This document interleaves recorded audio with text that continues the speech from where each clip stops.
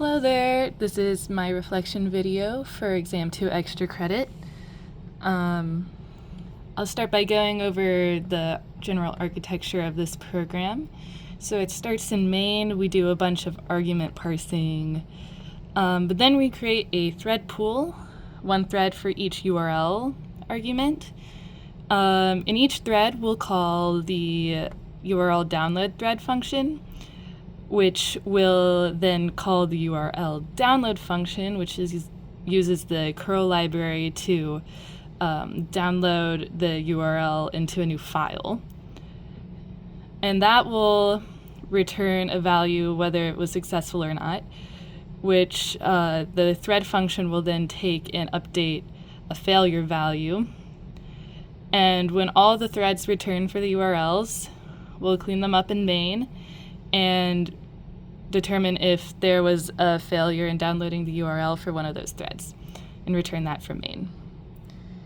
And I did use semaphores as my synchronization primitives just because I was using mostly locks and one like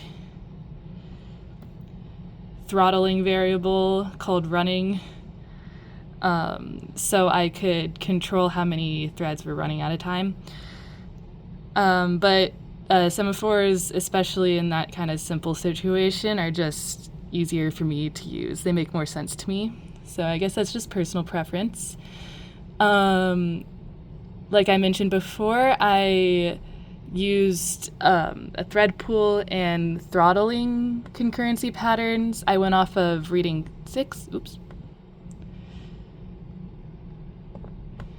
I went off of reading 6, and so we have our thread pool in main and our throttling variable running, which in the thread function will wait if they're like the maximum amount of threads are running at a time, and that semaphore is initialized to whatever the concurrency input is, whether it's 2 or specified in the command line.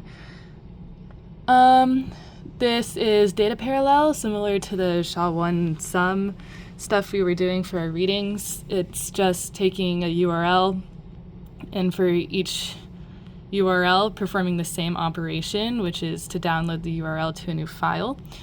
So it's like same operation on different data. That's data parallel. And